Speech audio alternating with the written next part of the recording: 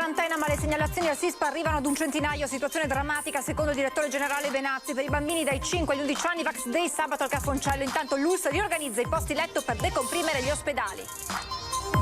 Il 23 gennaio il picco dei contagi, il 12 febbraio quello dei ricoveri, è l'ultimo modello previsionale del Veneto, mentre il virus continua a registrare record di casi positivi. Zaia è una sfida giorno per giorno. Sempre più urgente il tema delle quarantene da contatto che l'INPS non copre più a livello economico come malattia, l'allarme delle aziende, difficoltà enorme che si aggiunge alla carenza di personale costretto a casa. Giovanissimi e insospettabili, 2 spacciatori diciottenni arrestati dai carabinieri a Casale sul Sile durante un controllo, nascondevano più di 1 chilo di hashish. Ecco vandali immortalati dalle telecamere mentre abbandonano i rifiuti nei cestini pubblici. Accade a Trevignano, per entrambi scatta una multa salata. Alle difficoltà per il Super Green Pass si aggiungono i costi per il caro bollette, le società sportive dilettantistiche in grandi difficoltà, il presidente dell'Union Pro Mogliano preoccupati per il futuro. A Palazzo Farrofini il voto per scegliere i 3 grandi elettori che andranno a Roma per votare il nuovo Presidente della Repubblica. Saranno il governatore Zaia, il Presidente del Consiglio regionale Ciambetti e il capogruppo del PD Possamai. Buonasera e ben ritrovati con l'edizione trevigiana dei telegiornali di Antenna 3. Apriamo dunque con il punto sulla situazione, contagi, ricoveri, ma non solo, nella Marca trevigiana fatta oggi dal direttore generale dell'USL 2 Benazzi. Soprattutto un focus sulle scuole che hanno riaperto soltanto ieri, ma ci sono già 6 classi in quarantena e altre 4 in automonitoraggio, ma addirittura un centinaio quelle da cui sono già partite segnalazioni di possibili positività. 2 soli giorni di scuola e partono i primi stop. Già 6 classi tra asili nido e scuole materne sono state poste in quarantena nella Marca, altre 4 tra elementari e medie in automonitoraggio, ma sono addirittura 100 quelle da cui è già partita una segnalazione, in cui cioè si sospetta possano esserci dei positivi. È drammatico ed è significativo perché effettivamente le scuole, non tanto le scuole di per sé, perché nelle aule i ragazzi si comportano benissimo, sono seguiti insegnanti, quanto nel prima e dopo entrata a scuola. Là effettivamente è il solito concetto dell'affollamento, il concetto del contatto tra di loro, sono giovani, è comprensibile, ma questo porta ovviamente ancora a creare dei positivi. Per risolvere il problema delle code ai punti tampone, non solo da qui in avanti il SISP fornirà alle famiglie il luogo e ora in cui effettuarlo, ma si procede con l'organizzazione dei test nei municipi. D'altro canto, nelle ultime 24 ore i nuovi contagi sono stati oltre 4.000, con una media giornaliera di 2.567. Il problema vero è che noi abbiamo oltre 2.200 positivi al giorno e riusciamo con un immenso sforzo con i nostri tracciatori nel contact tracing a farne 1.800-1.850, quindi ci sarà un gap di persone che verranno contattate più tardi. Questa è una difficoltà, ma con un numero così elevato di positivi difficilmente riusciremo a fare un contact tracing giornaliero. Occorre spingere sui vaccini per over 50 e bambini. Per i piccoli tra i 5 e gli 11 anni, sabato dalle 9 alle 15 si terrà un Vax Day all'ospedale di Treviso in sala convegni. In ambiente protetto, perché all'interno di Cafoncello, per cui tutti i genitori che hanno la preoccupazione della vaccinazione sanno che possono venire perché sono in un ambiente protetto, che è appunto l'ospedale Cafoncello. I ricoveri attualmente sono 324. L'azienda sanitaria è costretta all'ennesima riorganizzazione che prevede di coinvolgere strutture del territorio, pubbliche e private, per recuperare nuovi posti letto per i pazienti non Covid o negativizzati. Già raccolte le disponibilità di istituti come Cesana Malanotti, Casafenzi, Isra e poi le residenze di Pederobba e Oderzo. La pressione è ancora alta, abbiamo ancora numerosi ricoveri in pronto soccorso sia di pazienti Covid che in area medica, quindi è necessario trovare strutture fuori dall'ospedale che si possano prendere appunto sia i pazienti Covid che i pazienti Covid che si sono negativizzati, perché in questo modo possiamo alleggerire gli ospedali. Al San Camillo i nuovi posti letto Covid saliranno a 66, altri 10 se ne recupereranno al Guicciardini di Valdobbiadene. Alleggerendo gli ospedali si eviterà di chiudere altri servizi dopo i necessari stop a dei Sargeri di Treviso, ortopedia donne e urologia. Intanto l'ultimo modello previsionale del Veneto parla di un picco dei contagi previsto per il 23 gennaio, mentre il 12 febbraio quello dei ricoveri, ma il virus continua a registrare un record di casi positivi. Intanto si apre la questione delle quarantene che l'INPS non copre più a livello economico. È una salita di cui ancora non si vede il culmine, quella del Covid in Veneto. Per arrivarci, secondo i modelli di previsione, occorreranno almeno altri 10 giorni. I contagi hanno registrato nelle ultime 24 ore una nuova impennata, 21.504 i nuovi casi con 29 decessi. Le giornate di oggi valgono 5 giornate della peggiore ondata del dicembre 2020. Siamo preoccupati perché siamo a 1.900 persone ospedalizzate, delle quali 215 in terapia intensiva, e che sono per il 75-80% non vaccinate. E la sfida è una sfida quotidiana, abbiamo una previsione in un modello che ci dà il picco dei contagi al 23 di gennaio e il picco delle ospedalizzazioni verso il 12 di febbraio. Speriamo non sia così. Il momento di maggior stress degli ospedali lo si avrà quindi tra un mese, anche se l'incidenza dei ricoverati è nettamente inferiore a quella di 12 mesi fa. Se il numero dei pazienti delle terapie intensive rimane stabile a 215, continua a salire quello dei ricoverati in area non critica, 1680, con un aumento nelle 24 ore di 88 unità. Gli attualmente positivi nell'intera regione hanno superato la soglia dei 200.000, ma tra quarantene da contatto e isolamenti fiduciari i veneti costretti a casa sono molti di più. E per i lavoratori si apre una questione molto seria. Dal 1 gennaio l'INPS non parifica più il trattamento economico della quarantena a quello della malattia. Questo significa che molti che verranno quarantenati dovranno prendere ferie oppure saranno assenze non retribuite. Direi che è anche un incentivo in minima parte anche a non dichiararsi più magari contatti di positivi. Spero vivamente che a livello nazionale la quarantena, se si fa, venga ripristinata al pari di una malattia. Zaia non esita a sottolineare come questo sia allo stato attuale il più grosso problema in campo, ribadendo l'invito al governo a rifinanziare la copertura dei periodi di assenza dal lavoro causa Covid. Ed è proprio la Confartigianato Marca Trevigiana a lanciare l'allarme e a chiedere al governo che venga rifinanziato il fondo INPS che appunto di fatto equipara la quarantena fiduciaria, la quarantena che scatta in caso di un contatto con un positivo, alla malattia, anche perché è elevato, dice la Confartigianato, attualmente il numero di operai che si trovano proprio in questa situazione.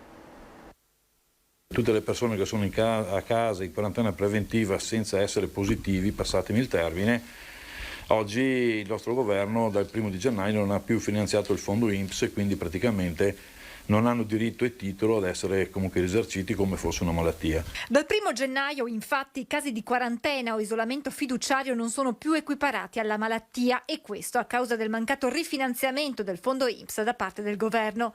I lavoratori dunque, contatti di un positivo, una volta esauriti i permessi o ferie, avranno un'unica prospettiva. Gli viene decurtato lo stipendio in quanto quelle ore non gli sono pagate in nessun modo. In questo momento nella Marca Trevigiana sono 40.000 cittadini in quarantena o in isolamento, una situazione che si riflette anche nelle aziende artigiane del territorio in forte sofferenza proprio per i numerosi dipendenti a casa perché positivi o contatti stretti, ai quali si aggiunge l'ormai cronica carenza di personale specializzato. Questo fa sì che le nostre aziende siano in ulteriore carenza di manodopera, quella che avevano comunque loro, che gestivano nella propria azienda, e quindi si somma anche la difficoltà di essere capaci a consegnare quelle che sono le commesse. Se da un lato il settore amministrativo può ovviare a questa situazione con lo smart working, il lavoro agile non può certo applicarsi al settore dei tecnici operai che rappresentano il 90% della forza lavoro. Dagli artigiani dunque un accorato appello al governo. La possibilità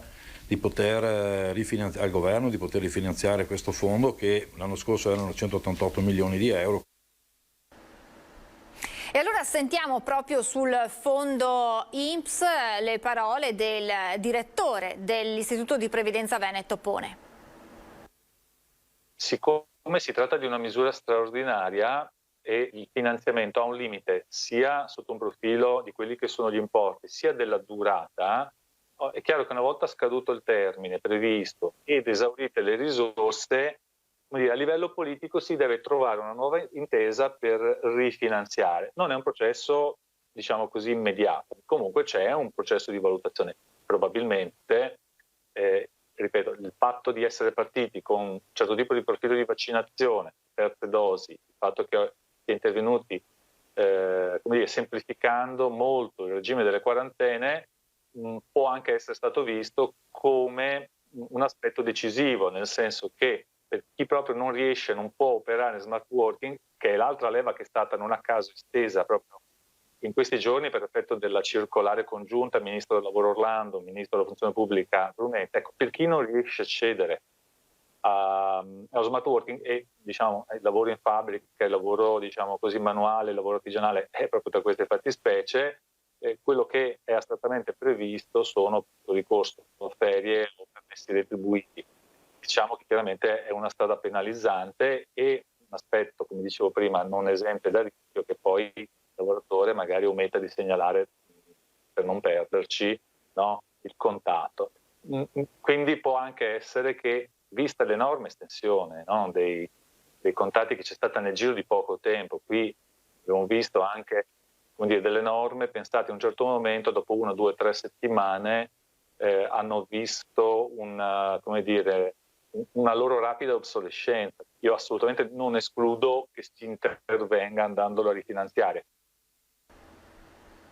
Torniamo a parlare di contagi a scuola con le parole della dirigente scolastica dell'ufficio provinciale di Treviso, che dice che bisognerà attendere ancora qualche giorno per vedere gli effettivi effetti della ripresa delle lezioni, e poi parla di quanti studenti in questo momento sono in quarantena. La maggior parte, a differenza delle scorse settimane, si registrano alle superiori. Parliamo un po' tra il 10-15%, poi dipende anche dalle scuole, soprattutto nelle superiori abbiamo un numero di positivi maggiore rispetto al primo ciclo.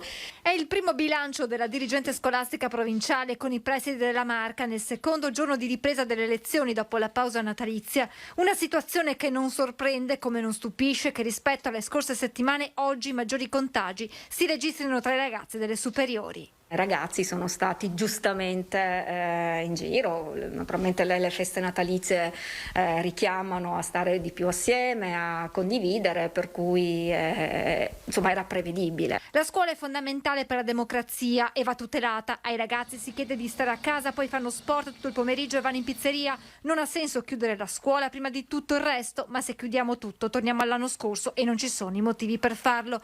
Le parole usate ieri dal Premier Draghi in conferenza stampa, che trovano d'accordo la professoressa Sardella.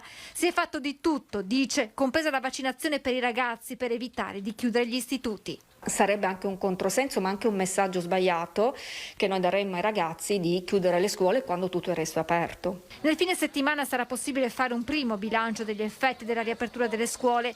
Ci saranno classi in DAD, ce lo aspettiamo, spiega la dirigente, ma grazie al lavoro dei presidi non sarà un problema attuale la didattica mista tra ragazzi in presenza e altri a casa. Credo che più la difficoltà riguardi, soprattutto alla secondaria, l'onere che adesso hanno le scuole di distinguere tra vaccinati e non vaccinati, quindi capisco che lì è qualcosa in più che adesso viene chiesto alle scuole di fare, ma non credo sia invece un problema la didattica, chiamiamola così, mista. Il tema delle scuole è stato anche al centro della puntata di ieri sera di Ring, ospite tra gli altri la dirigente dell'ufficio scolastico regionale del Veneto, Carmela Palumbo, che ha parlato di quella che poteva essere una possibile soluzione, ovvero la reazione meccanica dell'aria. La questione invece della sanificazione degli ambienti, guardate, lì però bisogna sfatare un po' di cose, perché se si tratta di comprare un po' di, adesso non voglio fare pubblicità, ma di quelle... Sì, ho capito. Sì, per sanificare.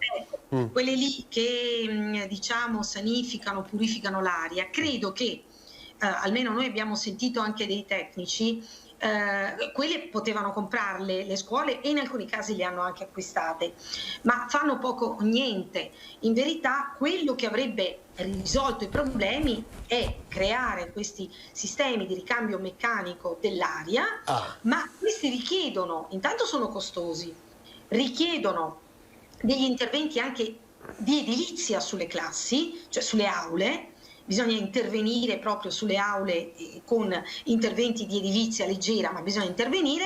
Allora teniamo presente qual è il numero di aule che sono presenti in Italia. L'Italia già solo... Cioè sarebbe un investimento mostruoso, perché infatti era proprio l'ultima domanda che le volevo fare, se secondo lei dal suo punto di vista questa aerazione meccanica di cui tanto si parla sarebbe stato un passo in avanti notevole. Io penso di sì, guardi, ci sono anche degli studi che dimostrano che la misura più efficace per diciamo così combattere la diffusione del virus in classe è proprio il ricambio dell'aria. Esatto. Però il ricambio aprendo le finestre diciamo a parte che ha delle controindicazioni, sì, questo ne abbiamo parlato parecchio, non viene rispettato con le modalità che sarebbero corrette.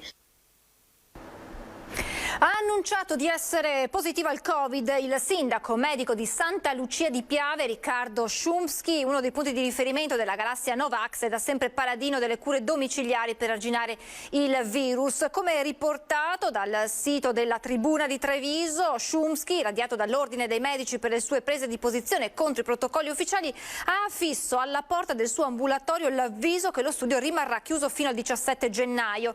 Il medico sarà assente perché è risultato positivo. Ho un po' di raffreddore ma niente febbre, sto abbastanza bene, ha spiegato Szumski, che ha anche comunicato di rimanere semi-operativo, vale a dire che si sta coordinando con i suoi sostituti per la presa in carico dei pazienti e tramite lettera accetta richieste di ricette di farmaci ripetibili. Dopo l'amico, il presidente del comitato Riccardo Szumski, Fabio Padovan, che ha raccontato in un video di essersi curato anche con l'ivermectina, ora anche il medico è alle prese con il virus. Siamo adesso alla cronaca. Giovanissimi e insospettabili. 2 spacciatori arrestati dai carabinieri a Casale sul Sile. Nascondevano più di 1 chilo di droga. Li hanno bloccati ieri sera a Lughignano di Casale sul Sile, poco dopo le 22, durante uno dei controlli sulle strade della Marca. Nell'auto 2 diciottenni insospettabili ma dalla doppia vita. I carabinieri lo hanno capito subito dopo aver trovato nella vettura 30 grammi di hashish, 1.500 euro e un coltello a serramanico. Durante la perquisizione uno dei 2 ha spintonato i militari cercando di evitare il controllo, ma è stato subito bloccato. Tanto nervosismo evidentemente nascondeva qualcosa di più. Nell'abitazione dei 2 ragazzi infatti c'erano 1 chilo di hashish, un etto di marijuana, un bilancino di precisione e materiale per il confezionamento delle dosi. Fornitura e kit completo per lo spaccio. Entrambi sono stati arrestati e sottoposti al regime dei domiciliari. E sono stati intensificati i controlli proprio da parte dei carabinieri della compagnia di Treviso. Oggi abbiamo seguito l'operato di un posto di blocco con il supporto dell'elicottero dell'Arma di stanza a Belluno.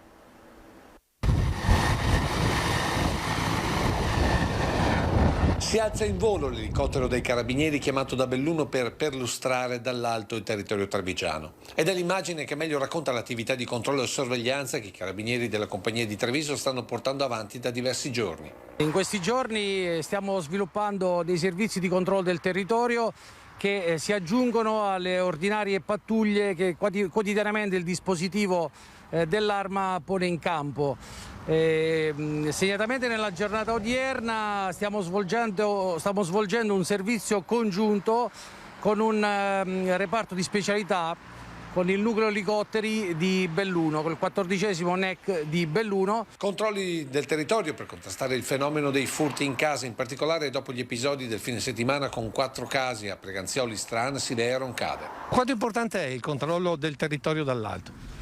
È altrettanto importante come quello che viene svolto attraverso le pattuglie, anzi ci dà, come dire, una visione aggiuntiva più ad ampio spettro della giurisdizione. Una giurisdizione dove la presenza dell'Arma è capillare. Nel nostro territorio abbiamo il comando provinciale di Treviso che ha sede qui sul capoluogo e poi abbiamo 5 comandi compagnia dipendenti.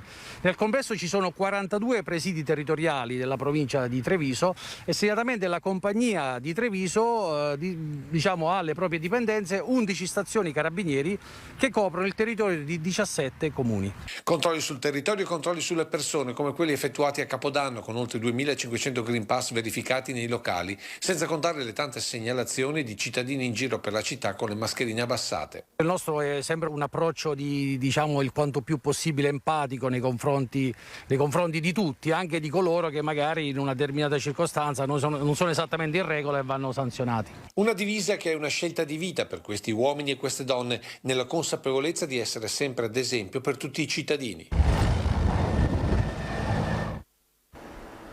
Interviene l'ex procuratore della Repubblica Antonio Fojadelli sullo stato della procura trevigiana, le prese con una grave carenza di organico, come ribadito tra l'altro nei giorni scorsi dal procuratore facente funzioni Massimo De Bortoli. Problema di lunga data, dice, che solo la politica può risolvere. L'argomento, dico purtroppo, non è nuovo.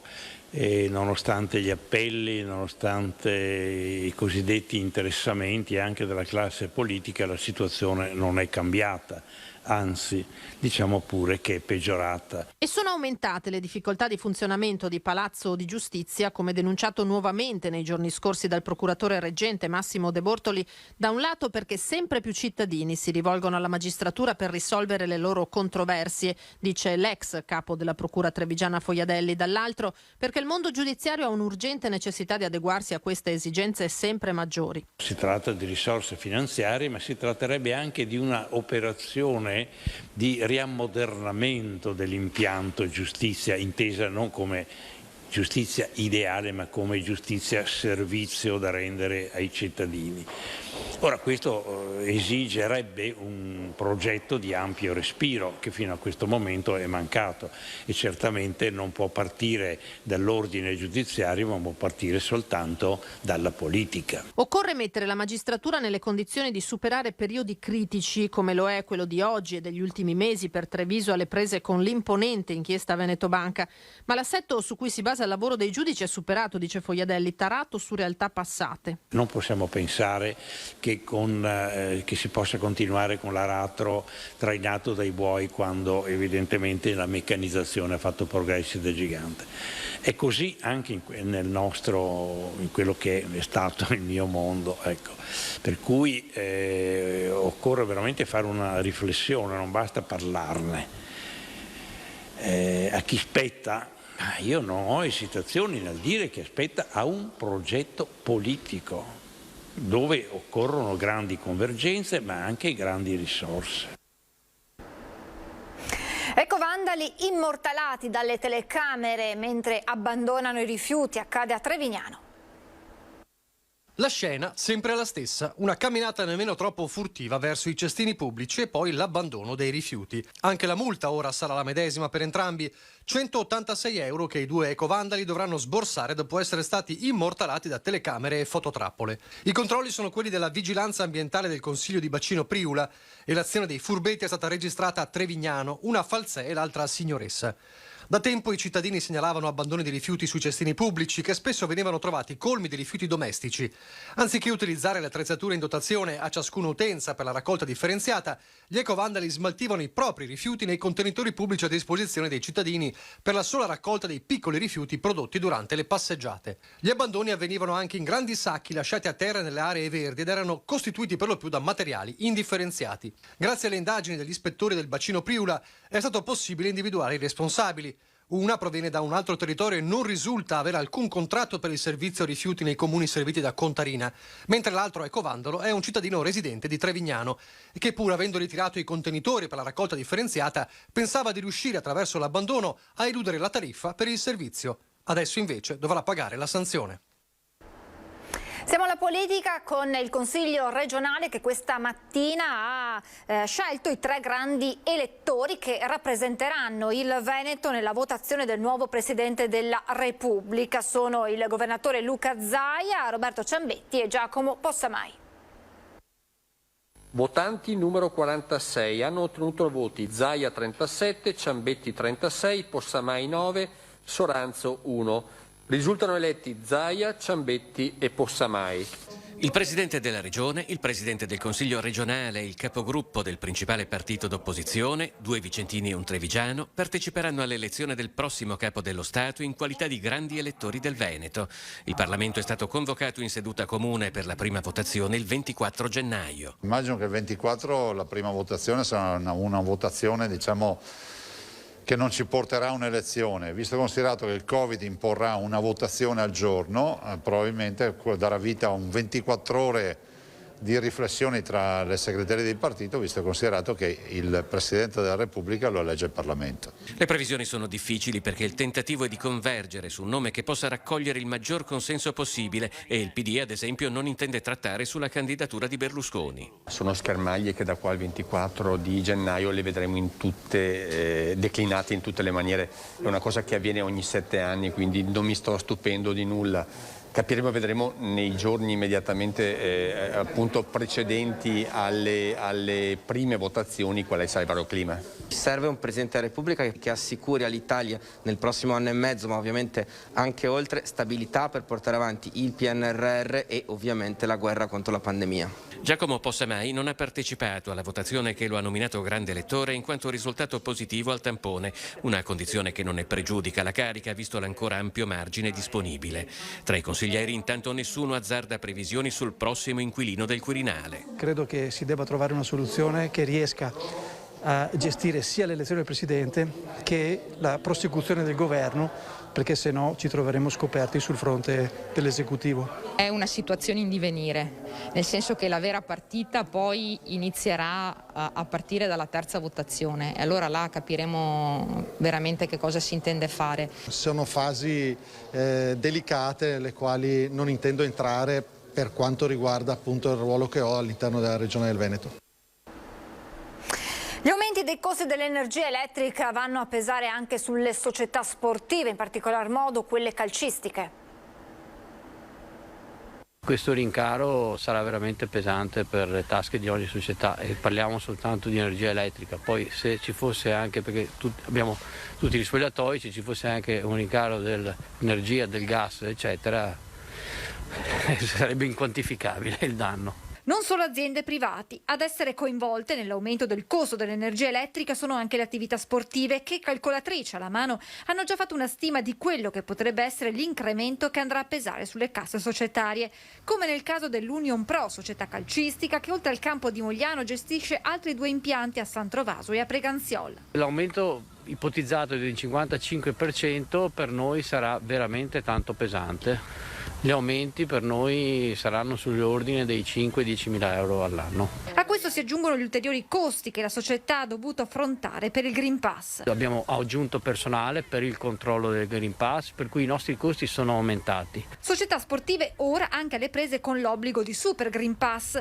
Se nella fascia 15-18 anni quasi il 95% degli atleti dell'Union Pro è vaccinato, completamente diverso lo scenario tra i 12 e i 14 anni. Per il calcio categoria giovanissimi, in quanto i vaccinati sono pochi e da ieri purtroppo chi non ha il Super Green Pass deve stare a casa, non può più far sport, far calcio. Come se questo non bastasse, si aggiungono i mancati introiti per lo stop dei campionati fino al 30 gennaio. Ci sono i costi di tutte le squadre senza le entrate, biglietteria, bar, tutto quello che insomma una partita di calcio poteva contribuire. Uno scenario futuro dunque tutt'altro che roseo.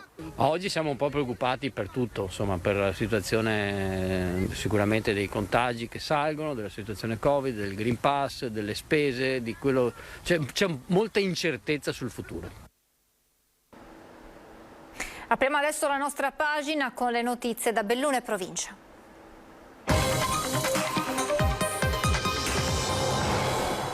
In primo piano anche qui l'emergenza Covid e la scuola. Per il ritorno in classe l'ULSS 1 ha riattivato il team scuola, mentre da ieri sono disponibili per tutte le attività del caso anche 3 sanitari dell'esercito. Il punto stamattina nel corso della videoconferenza della dirigenza dell'azienda sanitaria bellunese. Il principio adottato dal nuovo decreto governativo è stato quello di mantenere le scuole aperte, ma la situazione epidemiologica dopo le vacanze natalizie è davvero complicata. Il numero di contagi cresce in maniera esponenziale, 672 nelle ultime 24 ore, più di 5.800 gli attualmente positivi, con un'incidenza settimanale pari a 1.539 su 100.000 abitanti. Noi abbiamo ricostituito, o meglio consolidato, il team scuola Covid. Abbiamo l'evidenza che tutte le scuole hanno mantenuto attivo il referente Covid all'interno della scuola e abbiamo l'evidenza che questo professionista in ambito scolastico ha bisogno di interfacciarsi con un esperto ULS. La fase di ripresa dell'interlocuzione, dopo che la sensazione degli ultimi giorni era quella di uno slittamento dell'attività scolastica.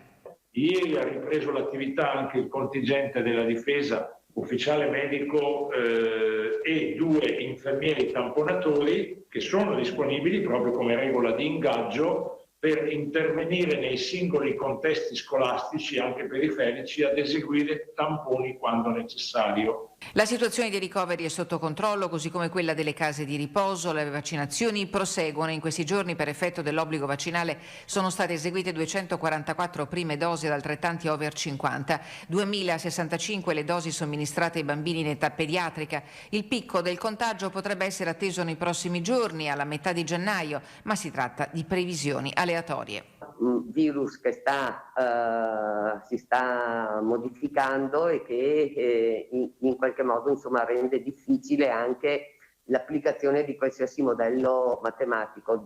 Noi in questo momento siamo in crescita, non abbiamo evidenza dei nostri dati che siamo arrivati in una fase di plateau.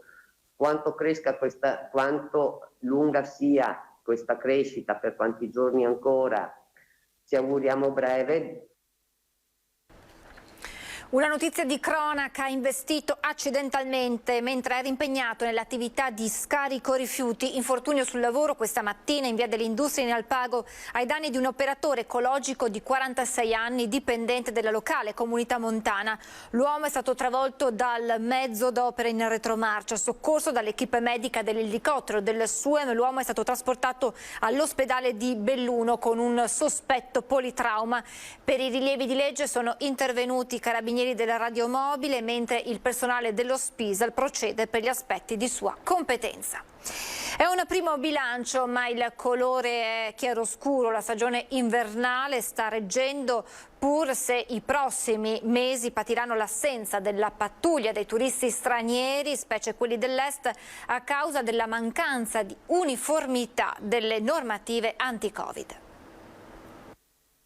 È andata benino, rispetto a un anno fa molto bene. La stagione turistica invernale è partita con il piede giusto nel Bellunese, quasi tutto esaurito durante le festività natalizie, ma non il pienone dei tempi d'oro, con un'alternanza di prenotazioni e disdette. Il primissimo bilancio post-Epifania è perciò in chiaroscuro.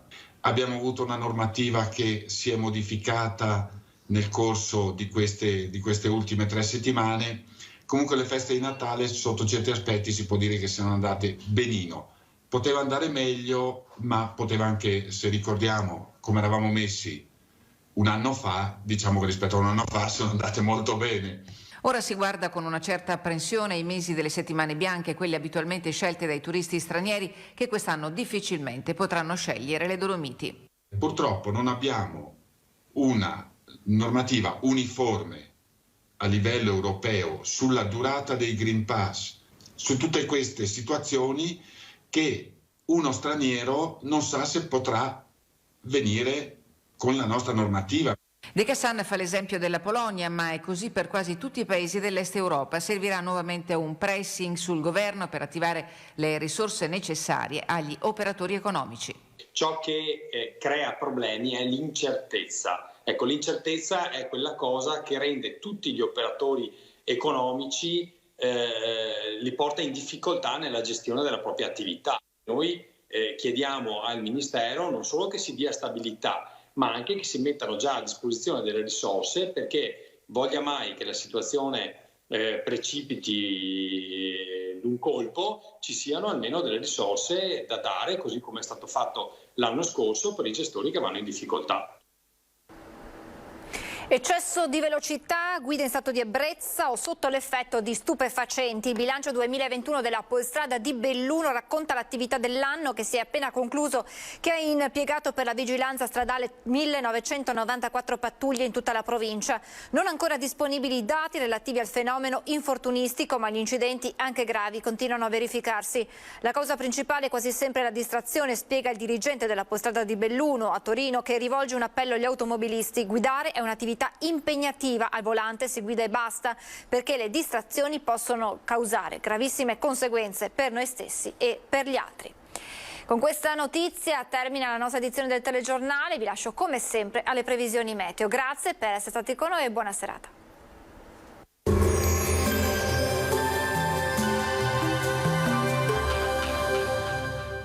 Aglio bianco Polesano DOP, oro bianco del Polesine, prezioso alleato della salute con uniche e molteplici proprietà. Scegli aglio bianco Polesano DOP. Bentrovati ad un nuovo aggiornamento meteo. Anticiclone delle Azzorre, tempo stabile dunque, ma il contesto climatico sarà ancora piuttosto freddo. Vediamo il dettaglio di mercoledì 12 gennaio. Sul Veneto la grafica ci mostra una situazione decisamente buona, ci attende una giornata asciutta e all'insegna del sole, come vediamo. Il cielo sarà sgombro da nubi ovunque. Temperature come detto fredde, minime sotto zero dappertutto, massime invece comprese tra i 4 e i 6 gradi. Ci spostiamo ora sul Friuli Venezia Giulia, dove avremo poche novità, sempre ampio soleggiamento, il cielo sarà sereno e limpido. Temperature minime tra -3 e -1 grado, massime invece comprese tra i 4 e i 6 gradi. Infine diamo uno sguardo al Trentino Alto Adige, dove non cambia la situazione, non sono previste piogge degne di nota, tanto sole anche qui e cielo sereno o poco nuvoloso. Temperature minime intorno ai -3, -2 gradi, massime infine sui 5 all'incirca. Dal meteo di Antena 3 per ora è tutto, grazie per l'attenzione e arrivederci.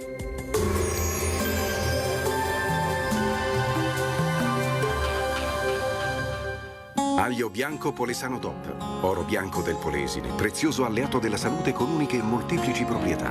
Scegli aglio bianco Polesano DOP.